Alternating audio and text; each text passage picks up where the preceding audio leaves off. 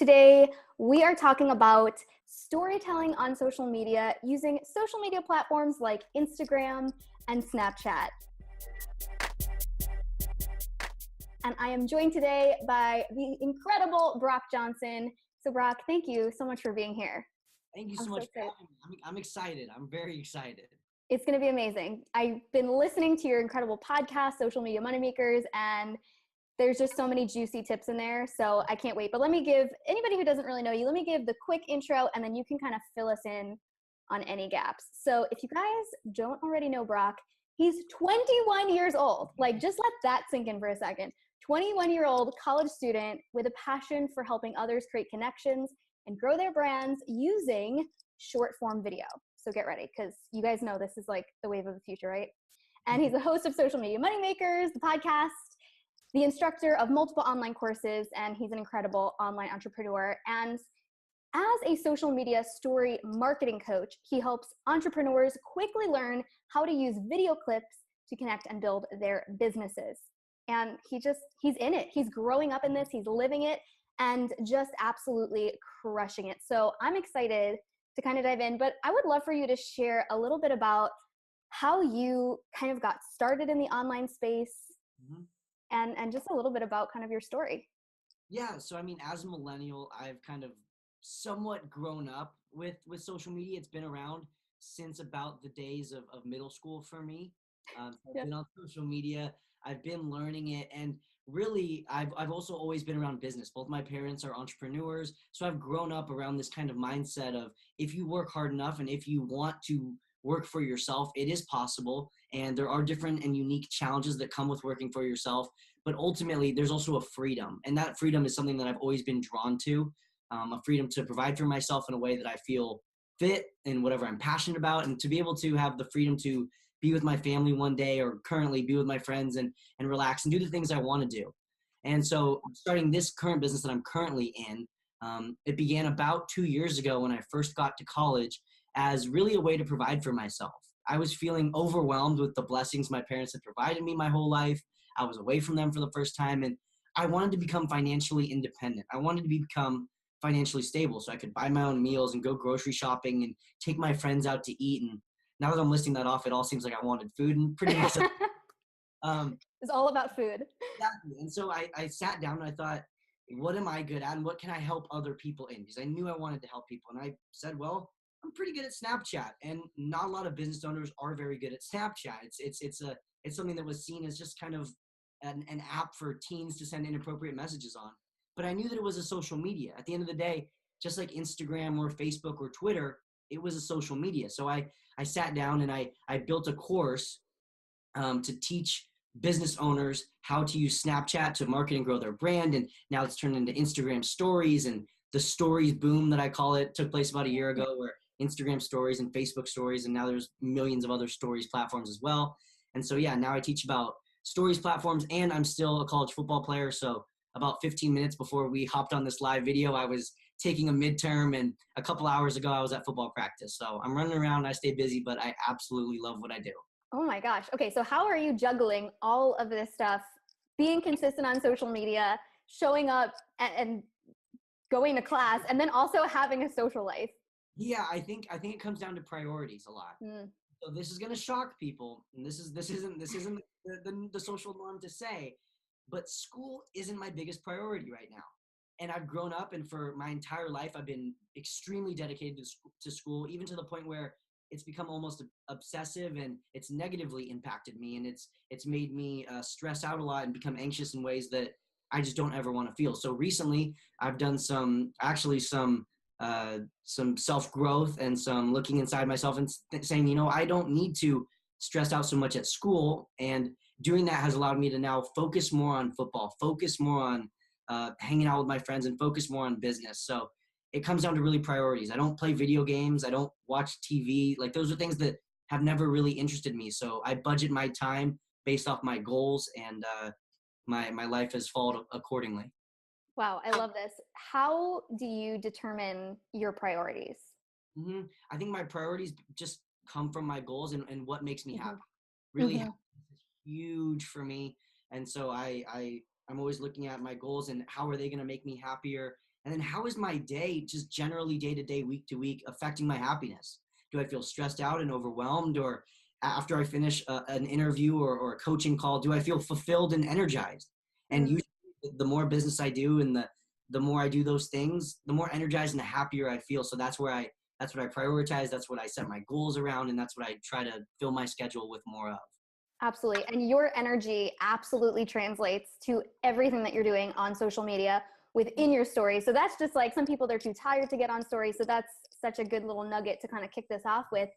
So for you, kind of diving into some of the things that you're coaching on around storytelling, what do you think are some of the biggest mistakes to start that people are making with like Instagram stories and Snapchat? I think the biggest mistake is that people are overthinking it. The most that Mm-hmm. I get on across all social medias is it's two things. It's either I'm scared to post on my stories. I'm scared. I don't know. I'm just scared to put myself on camera, which just means you're overthinking it. You're worried too much, and there's plenty of insecurities and things that can go into that fear. That fear, number one, and then number two is I don't know what to post, and both of those go back to overthinking it. And so if you have the fear of putting yourself on camera and the fear of I don't know what I'm going to say, like I see all these other people, they're all doing great and they're all saying these awesome tips, what am I going to talk about on stories? Don't worry about creating or curating the perfect story. Just focus on documenting it. So documentation over creation. I say it all the time. It's so important, and it'll relieve some stress. So you can just document your emotions, share how you're feeling, talk about how you're doing, and then don't look at what anyone else is doing. Mm-hmm. Comparison is the thief of joy. So I've heard a lot of people doing this recently. It's just unfollowing your competitors. Yep. Not looking at what they're doing, not constantly checking what's the latest trends and what are they doing and how could I be more like them and what are they doing that I'm not, how are they better than me? It just allows you to take a deep breath when you unfollow them and just focus on yourself, focus on documenting and sharing what's true and authentic to you and not trying to curate or shift your stories in any certain way. Just focus, and especially when you're just starting, focus on documentation.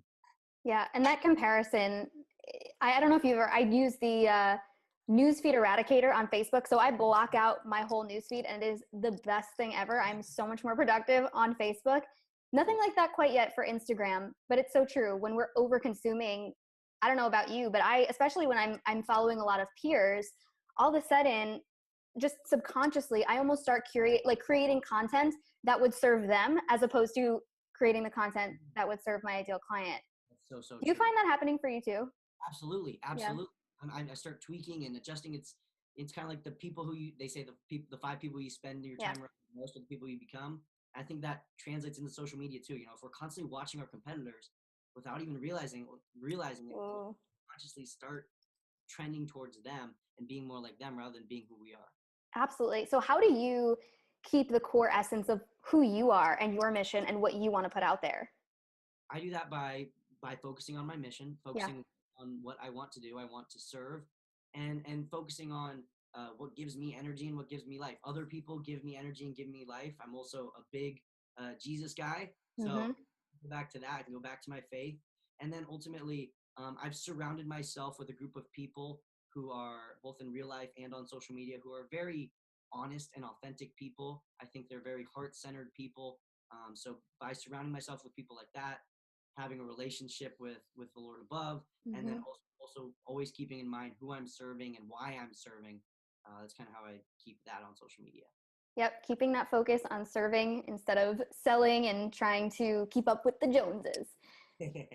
So when it comes to story, I would just love to hear from you. How do you take things that are happening in your life and turn them into little entertaining snippets on, because I'm not a big Snapchat person. Like I didn't get into Snapchat. I was like, this isn't really my jam. I love video.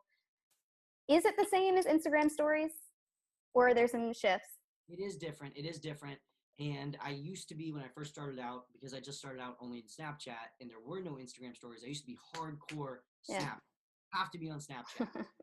I've taken a step back from that stance, and I don't believe you have to be on Snapchat. I believe you can be successful on Instagram stories or Facebook stories or no matter where you are, you can be successful. I think that Snapchat is a great place to take your fans deeper. So I think Mm, you have a yeah. large following, if you're an influencer, if you're someone who's really trying to create real relationships, not just social media relationships, but like real deep relationships, Snapchat is a great place to do it. The reason why I'm a huge fan of Snapchat is it's because the conversion rates and the engagement rates are through the roof.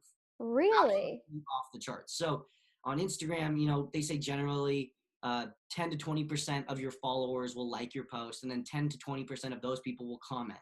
So maybe, if you have 3,000 followers, you'll get 300 likes and 30 comments, something like that, or 3 comments, somewhere around there. But on Snapchat, it's more like 60 to 70%. It's Whoa. insane how many of my followers on Snapchat are engaging with me on a daily basis. It's like we have a friendship. Oftentimes, I'll meet my Snapchat followers at conferences or on Skype calls or things like this.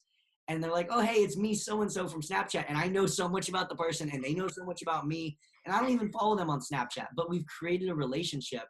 And because of those deep relationships where you feel like you can trust someone, I think that's why the conversion rates actually for business are so much higher. So almost 80% of my new students are coming from Snapchat, which is Wow. my Snapchat following is less than my Instagram, it's less than my Facebook pages, but 80% of my new students are coming directly from Snapchat. So that's why I'm a huge fan of Snapchat. But I do think they're very different. I think that Snapchat's a much more personal and behind the scenes look compared to Instagram stories. And Snapchat isn't for everyone. Not everyone needs to be on Snapchat, but I'm definitely a big fan of it. How do you, or do you have any tips on how you engage in a unique way? Like, do you respond to every single person that lands in your inbox and like really build that relationship? I do. At least on Snapchat, I do, and on my Instagram direct messages, I do as well. And now, of course, there's people who have millions of followers who can't do Right. that. But I'm at the level where, if I get 100, 200 messages in a day, I can respond to all of those personally. And of course, they're not all going to be immediate. Sometimes I'm going to have to block out a 30-minute window in the evening and just reply to messages.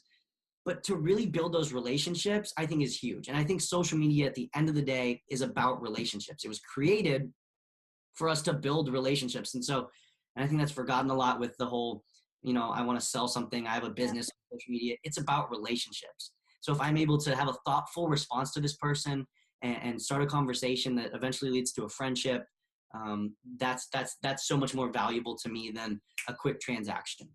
Freaking men. I started doing little like video responses to people who'd be like, oh, I love your podcast. And it was like insane. People were like, oh my God, you just sent me a video back? I can't even believe it. And I'm like, I'm not like, I'm not a celebrity over here. I'm just like, I don't know, I'm just a regular person, like just hanging out. Yeah. But I think it's so incredible. And when I started doing that, I was just thinking like, wow, I missed so many opportunities to like create that extra connection with people. I love You that. know? Sending videos back, that's so cool. I might steal that. Okay. Yeah, that was actually from my buddy Chocolate Johnny. He has a chocolate shop in Australia, and he's just like, he will send videos back. And I was like, oh my God, duh, this is so genius and so simple. It takes 15 seconds, Good. lasting impression. Love Oh my it. God, so good. So I want to hear from you. What are some things that you're using for Instagram, like apps or little hacks that you're kind of like obsessed with? Because the more I learn about Instagram, the more I realize that there's so many things that I'm like, oh man, like that's such a cool thing that I can do. Yeah, so I have a few favorite apps for Instagram, and I actually just kind of recently discovered these. I didn't used to use a ton. Um, One of them is, of course, the filter app Visco, VSC. Oh, Uh, I use that all the time. And what I love about Visco, and if people have never used this before, this might sound a little outer spacey, but basically you can copy and paste edits from one photo to another.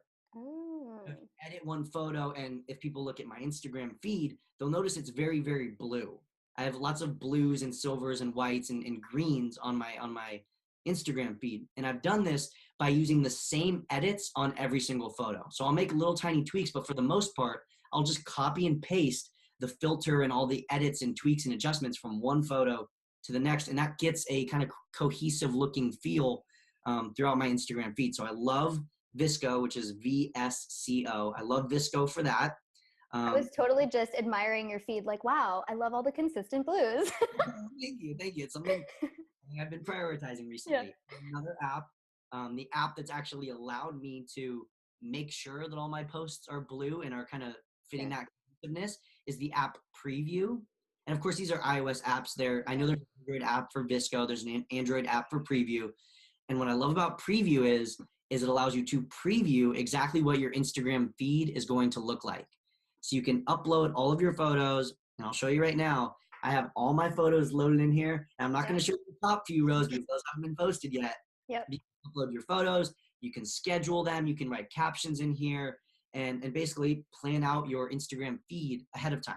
And what I love about this is, the other day I put in a photo and I was like, oh, that looks very yellow, and the yellow really clashes with the blue. And I thought I had edited enough. So I went back into Visco, made it a little bit more blue, put it back into Preview, and I was like, boom, there we go. It's blue enough. It's gonna make everyone's eyes happy. Visco, Preview, and then my favorite app for Instagram stories is an app called Cut Story.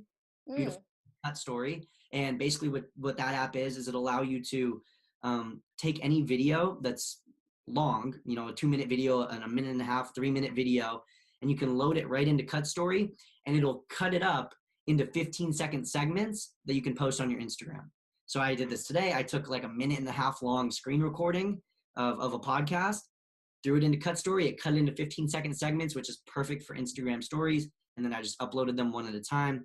And so that's a way if people struggle with keeping their train of thought or for talking in those quick little 15-second segments, Cut Story is a great little hack to figure that out. It's so funny. I found one similar called Continual, and I was like, wait, how do people not know about this? But I'm sure like app developers are like, oh, there's a problem, let's solve it. And then now it's starting to blow up. But yeah, it's great. You get little snippets that you can then kind of play with and upload.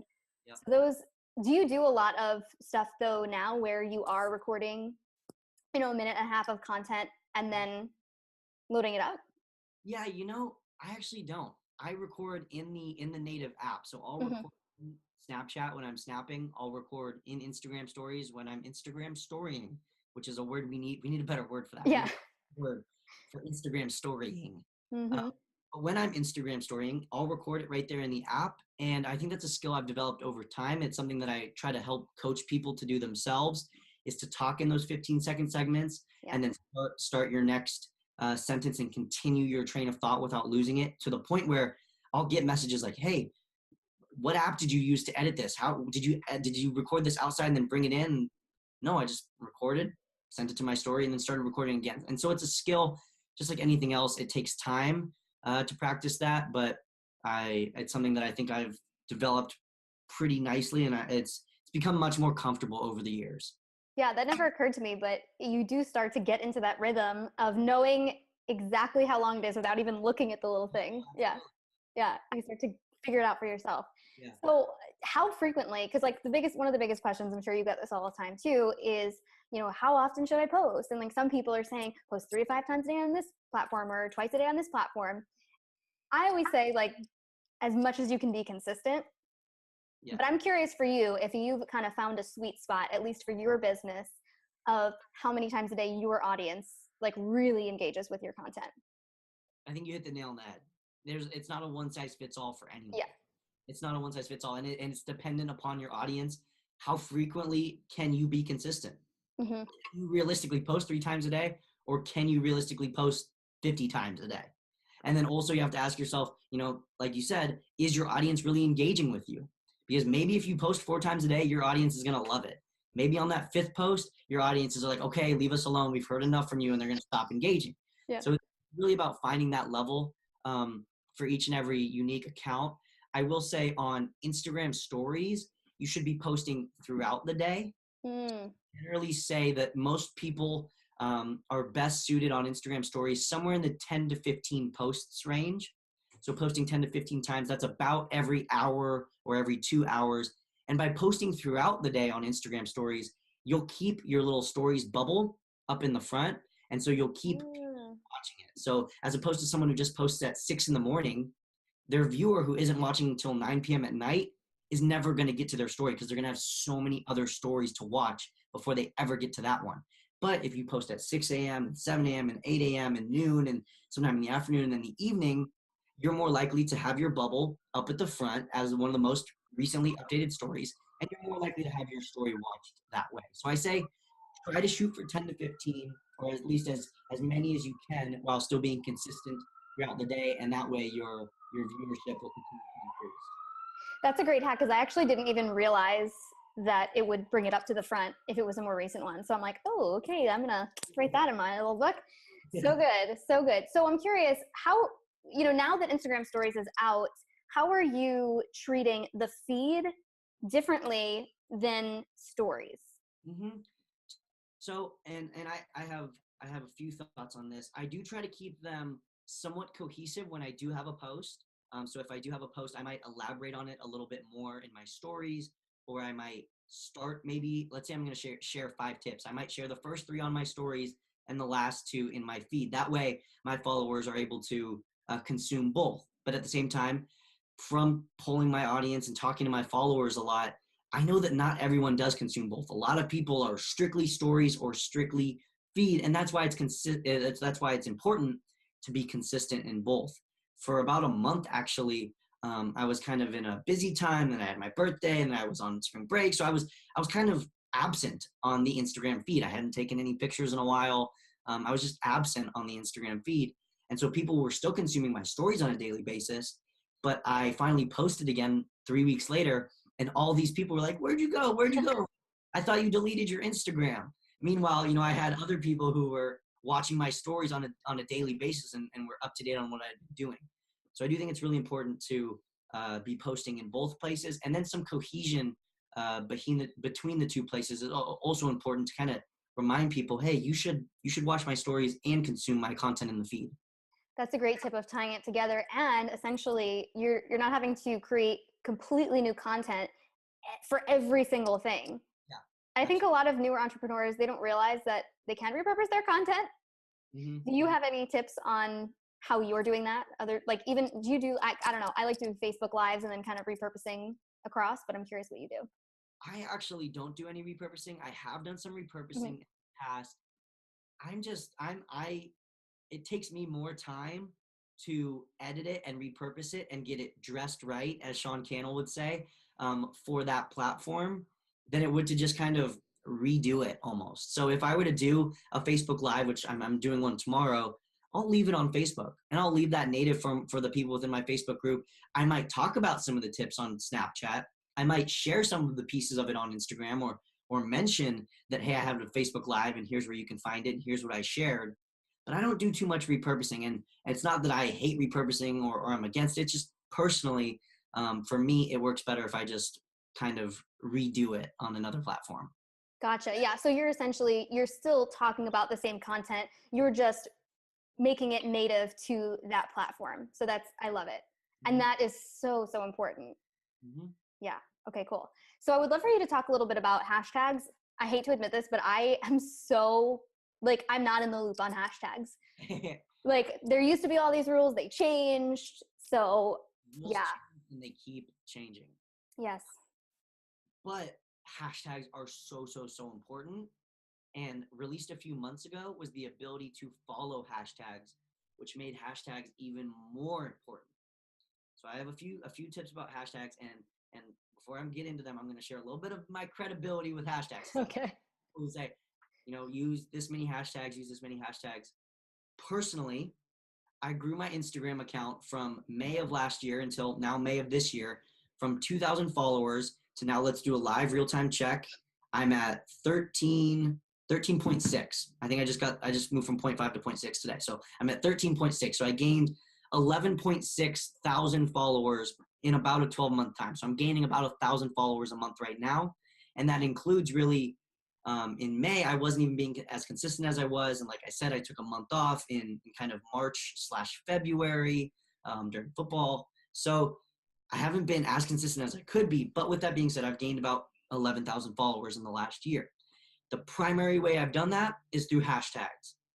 So I spent April of last year, before I implemented this strategy, really researching, going through all the algorithm stuff that I could find, listening to tons of podcasts, and just figuring out what works with hashtags. How do you get hashtags to work? And it was kind of an idea that I borrowed from Sean Cannell, another, I mentioned him a minute ago, yeah. Love Sean. He talks about ranking on YouTube. And we all know search engine optimization. When you type something in on Google, why is the first thing that comes up? Why is that the first thing? It's the same idea with hashtags. We want our hashtags to rank. We want our posts to rank within hashtags, I should say. So we need to find specific targeted hashtags for our audience. And we need to find hashtags that we can rank in as a top post. And so it's something that I could spend 2 hours on teaching, but just to briefly go into it, when you search hashtags on Instagram, you'll see that there's 2 categories within each hashtag. There's recent posts, and then there's top posts. Anytime you add a hashtag to your photo, you're automatically put into the recent category. Everyone goes into the recent category. Our goal, though, is to get into the top post category.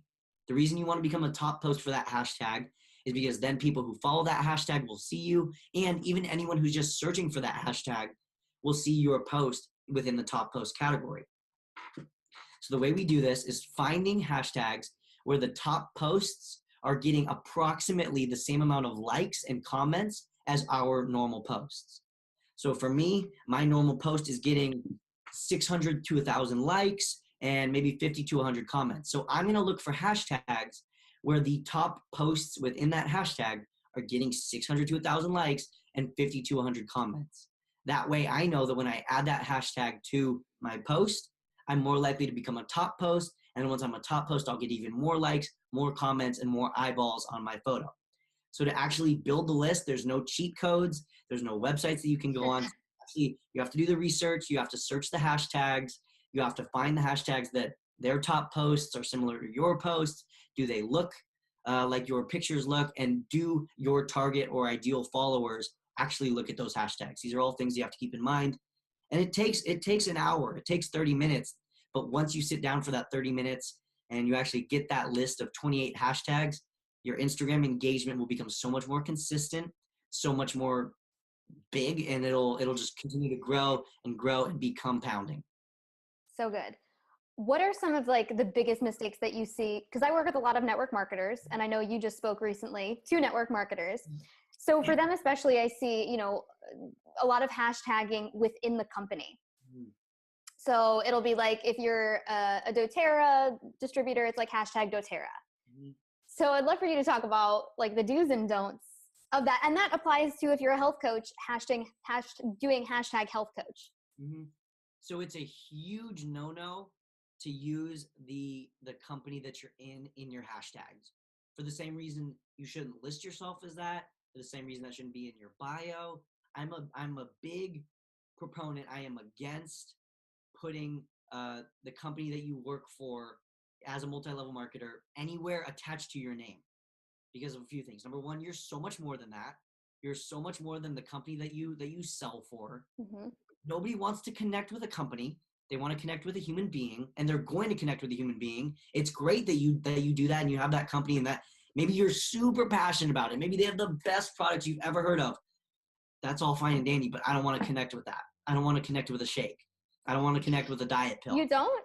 I don't. You don't want to kiss a shake? I don't. I don't. I have lots of friends, and a few of them are protein powders, but no, none of them are. My friends are real people, and your friends are real people, and I want to connect with real people. Back to what I said earlier, social media is about relationships. So you should be focused on building relationships, not just pushing your salesy agenda. So I am big time against using your company name. And another reason why is if I go to your page and I see, I don't know, let's say Black Cap, just to think of a name. Your name is Black Cap. That's the name of the company you work for. And you say Black Cap distributor. And I look at your page, I'm like, oh, some of these products are kind of cool. I'm not going to contact you and say, hey, can I learn more? I'd love to sign up. I'd love to buy some. No, I'm going to do what we all do, which is GPS. I'm going to Google that stuff. I'm going to type in Black Cap into Google. I'm going to find some other guy's YouTube video about it. And eventually I'm going to buy from an affiliate link from him. Or I'm going to YouTube or Google and find it on my own and buy it on my own. I'm going to totally forget that you even exist. I'm not going to follow you. I'm not going to talk to you, nothing, because you did what you wanted. Ultimately, you put your company name in your bio. So if you're putting your company name in your bio, then you're basically just being a free advertisement for your company. You're not advertising yourself. On social media, we need to be advertising ourselves and how we can help people and how we can build relationships. And eventually those people who we build relationships with are like, hey, what is Black Cap? now they're hooked. That's exactly the idea behind curiosity marketing. Yeah, they didn't go to YouTube and type in black cap scam ? And get hooked into the first video that pops up. Right. Oh my God, so funny. And I'm so glad you're saying this because I think this is the direction that a lot of business is moving. And I think it's a message that's kind of been there. It's something that I'm very passionate about sharing as well. Like exactly what you just said. I'm like, yes, mic drop. Like this is so on point. But unfortunately, like a lot of companies are not teaching it that way. But and this is nothing against any companies, but at the end of the day, like you said, who's it benefiting? The companies. It's free advertising for them. So, and you might make some sales that way, but I think overall, guys, like having that personal brand, exactly what Brock said, that is the way to do it. And you have so much more to offer than just a shake. Absolutely. So I'm curious for you, what do you feel is like the most profitable platform, or the most, better yet, the most underutilized platform that's like a kind of like a secret gold mine? Well, that's a tricky one. I think it definitely depends on everyone's business. Kind of a trick question. So yeah. I do think that Instagram is awesome. Yeah. I love Instagram, and I would say Instagram, don't tell Snapchat. Instagram is my favorite platform right now. Oh, just because I'm having fun on it. I'm really enjoying Instagram and Instagram stories, and using them in a way that I used to use Snapchat, and that I still do use Snapchat. I do think if you have a large enough audience, and I don't mean 1 million, I don't mean 100,000, I don't mean 10,000, I mean a couple hundred. If you have an audience of a couple hundred loyal fans or followers, Snapchat can be an absolute gold mine. I read an article recently about the idea of 1,000 true fans and how we don't need millions and millions of followers to have a successful business. We only need 1,000 true fans. And so if you can have 300 true fans on Snapchat who are watching your content every single day and engaging with you, that's awesome. Because on Snapchat, that's, like I said earlier, that's where real deep connections can take place. That's where real relationships and real bonds can form, and that trust eventually can lead to business. So a hidden gold mine, I'm not 100% sure. For some reason, just the word gold mine and the yellow Snapchat logo are popping up in my brain. But I think Instagram stories, Facebook Lives, I think podcasting can be huge, and YouTube. I'm a huge fan of YouTube. So so there's so many different things that we can tap into. Like we both are friends with Sean Cannell. Like when you start to learn some of his strategies, this is like total plug city for him. But when you start to go back and listen to the podcast episode with Sean, we're talking about YouTube strategy. But what the stuff that he shares, it's like, oh dang, like you can be making how much money doing what? Like it's insane. And then you hear somebody who's doing podcasting and has brand deals, or is just, they have a personal shop, or they're selling something through their podcast, and it's like, oh my God, I gotta go get a podcast. And then you see everybody on Instagram, like, oh my God, I gotta, my feed, it needs to be more beautiful, or, oh, I need to be doing more stories. What is your advice for a newbie entrepreneur or network marketer who is maybe listening to this going like, I wanna do all the things, but I'm one person and I only have so many hours in the day? Absolutely. Well, you can't do all the things. You absolutely can't do all the things. So dabble in them at first to figure out which ones you like.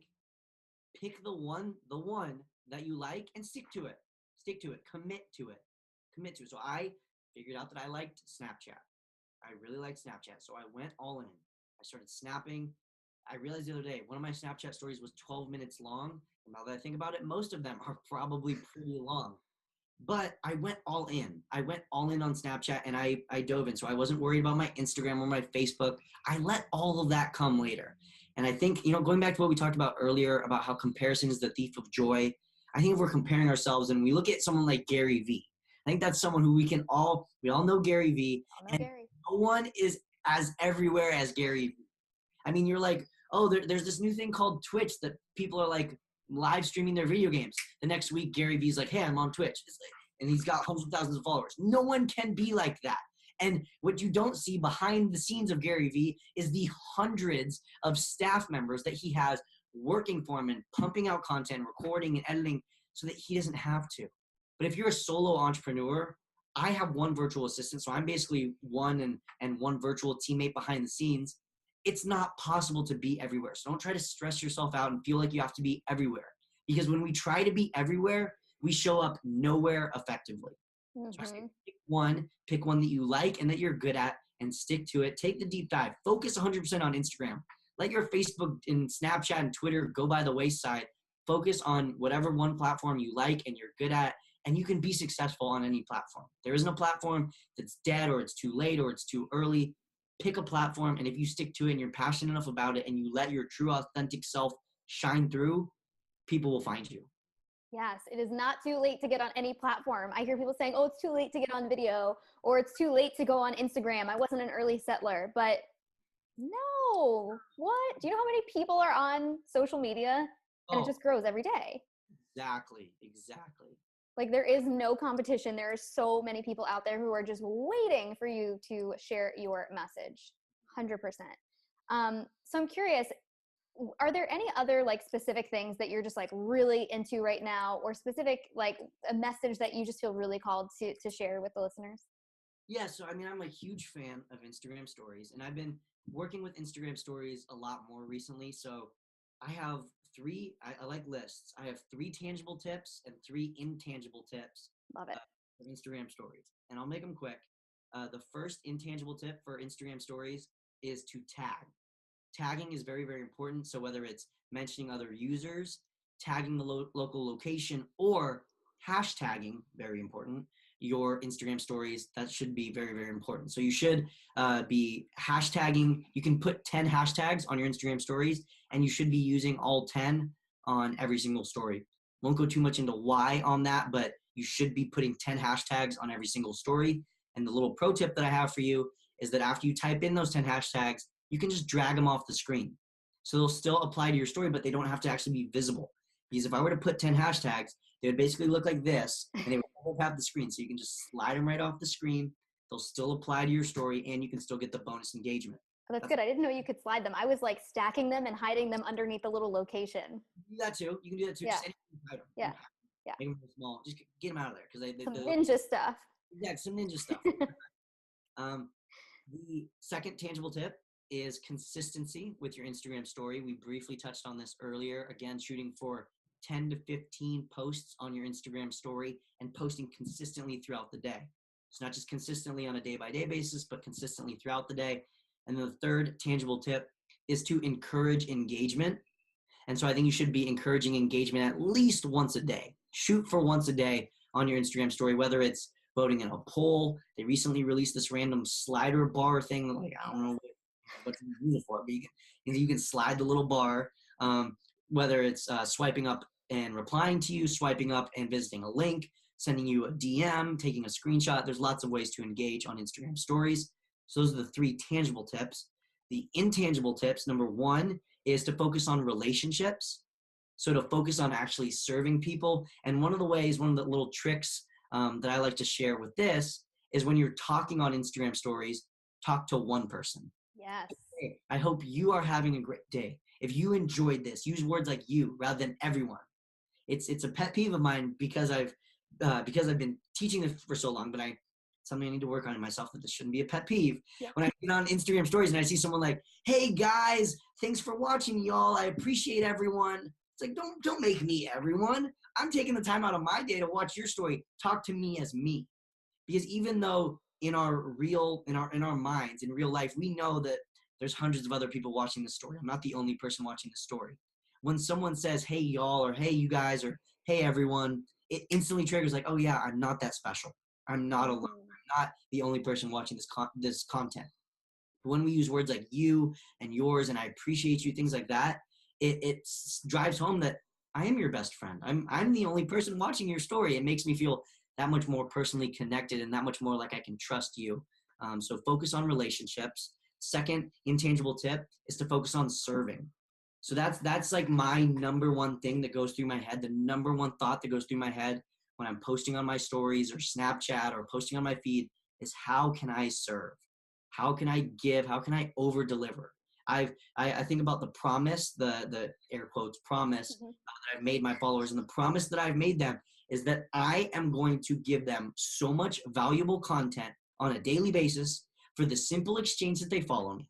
I'm not going to ask for money. I'm not going to ask that they sign up for this link. If you just follow me, I will give you all of this free content. Just give it to you. And I'm just going to serve you to the best of my abilities. I'm going to serve and give all the knowledge that I'm gaining. So that's what I focus on in my stories. That's the second intangible tip. The third and final intangible tip is to be yourself. And that's a cliche, and it's 2018, and so we've all read the books, and we all know the girl who's at the coffee shop who's just trying to find herself.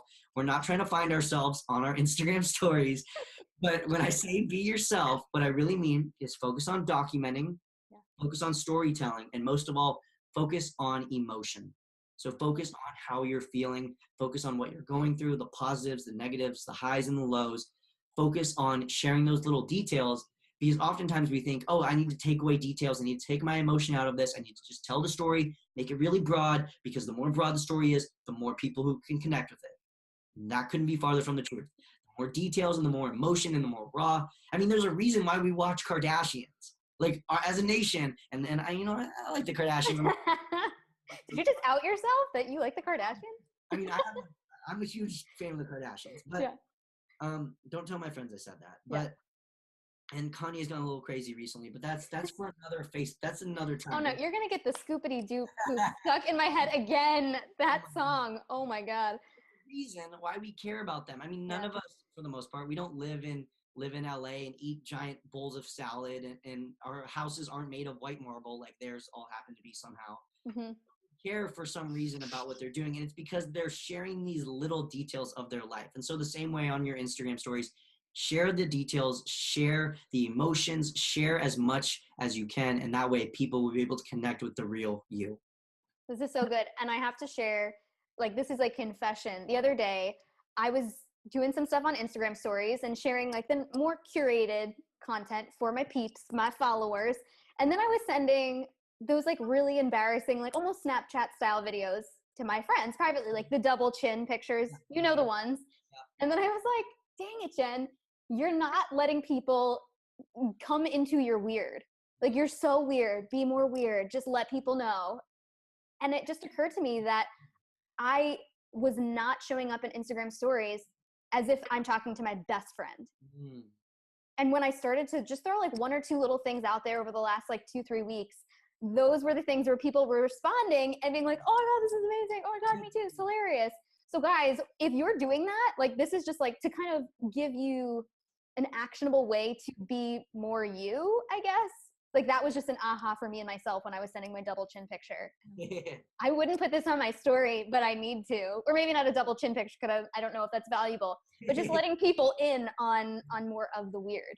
I had a very similar experience. I used to always record dancing videos on Snapchat, and I'd send them to my friends, like, because I love dancing. And I consider myself a pretty humble person. I don't like to brag.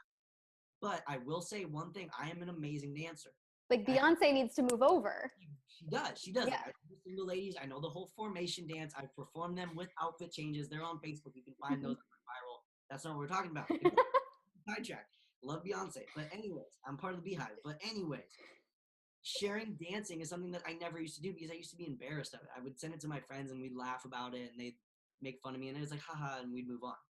But the second I started dancing and goofy dancing and bad dancing and putting it on Snapchat, and then now I've begun putting it on Instagram, people ask me for it. They're like, hey, I haven't seen you dancing in a few days. What's wrong? Like, I want to see more dancing. The more you can you can share your weirdness, the better. Okay, so aside from your dancing, like, do you have like 3 things that are like your normally requested weird? My normally requested weird. The third one. Okay, so now we're like getting into like the juicy. This is behind the scenes. People are very inquisitive about my love life. Mm-hmm. Strange. Seeing that my normal followers between the age of 35 and 45, and I'm 21, so most of them are, let's hope, asking for their daughters. But I get lots of questions. Maybe it's an inquisitive mom. Yeah. So I get lots of questions about my love life, and the strangest thing. So I used to have this roommate, and this is the ultimate tangent. I used to have this roommate who was 35 years old. He was from China. He spoke very, very little English. And last summer, when I first moved here to Davis, he would always leave this one cabinet open. Always this one cabinet, and it was always open, and I don't know why. And so every time he'd get done cooking, I'd go out to the kitchen, and I'd Snapchat that it was open. And I made it like it was a big deal, like it was like Real Housewives. I called it like the Real Cabinet Wars of Davis or something. And Cabinet Wars became the thing. And so I'd shut it and then I'd play dramatic music and it'd be open again. And it became this whole thing. That was a year ago. And it maybe lasted a week or two. I still get Snapchat messages on the daily. Hey, what happened to Cabinet Wars? I miss Cabinet Wars. Where's Jean Wei, your roommate? I miss Cabinet Wars. Bring it back. I'm like, moved out a year ago. Like, I'm gone. There's no more Cabinet Wars. But yeah. Oh my God. That's amazing. Oh my God, but that's so good. And it's so quirky and random and awesome. Yep, makes no sense. But because it's me and because it's what I'm going through and it's because it's a real emotion, people connected with it. Yeah, even now, like as soon as, and this is the power of story, right? Because even now I'm like, oh my God, like when I first moved here, like my boyfriend, I was like, do we have a ghost? Because he would leave every single cabinet open and I would come in and I'd like wake up in the morning. I'm like, what happened? Like, I don't understand all the cabinets. And yeah, I used to like put Insta stories up about like the ghost that like we must have a mouse or a ghost that's like, you know, gonna cook some like amazing meal. I don't know. Oh my God, so funny. Well, I want to respect your time, but this has been so amazing. Thank you so much for coming on, for sharing so many amazing tips. Like I'm like ready to go and implement some stuff as soon as we jump off. Do you have any last words of wisdom for our listeners? Well, first of all, thank you so much. Like I'm honored to be, anytime I get to speak anywhere, like I'm absolutely honored. So thank you so much. And this was really so fun. Yeah. Coming from a midterm where I wasn't having a lot of fun, now being here, like I'm juiced right now. Someone told me your energy's kind of low. Right now I'm juiced. I feel amazing. So thank you so much for making me so happy and for making my day. This has been so much fun. And then if I can just say one last thing to anyone who's listening, is that you have a story and that you've gone through your experiences for a reason. Someone out there needs your expertise. So please share your story. Boom. Mic drop. So where can people go and connect with you and hang out with you on social media? The best place to hang out with me on social media is Instagram or Snapchat, whatever you're on, or both. I'm Brock 11 Johnson, so Brock 11 Johnson across all social medias. I'm there on Facebook. That's my URL. So you can connect with me at Brock 11 Johnson and send me a DM or send me a message, and I'd love to connect and talk a little bit more. Yes, guys, seriously, one of the things I always try to encourage you to do is make those connections, and you may even just get a little video response from Brock now that we've got that in there. But it's so important. Like you're listening to this, you're taking in these tips, a little bit of networking, but also just gratitude, like giving back. Like if you had a big aha, like take a screenshot of this and tag me, tag Brock, and just share this, or like share this with somebody who you care about, who needs to hear this today, and just give back that abundance. Like tell him how much this meant to you, their biggest takeaways. Like you guys have no idea how much that means. Like when we get that, like we know like what's resonating for you, you know, and you know, because you guys, you are an entrepreneur, you're creating stuff too. So you totally get the vibes. You know what I'm saying? Awesome. Well, Brock, thank you again. I am so grateful that you were here. You got to share this stuff. And for all of you who are listening, or you specifically, you one person who are listening right now, thank you so much for being here, for lending us your ear. And I'll talk to you guys soon.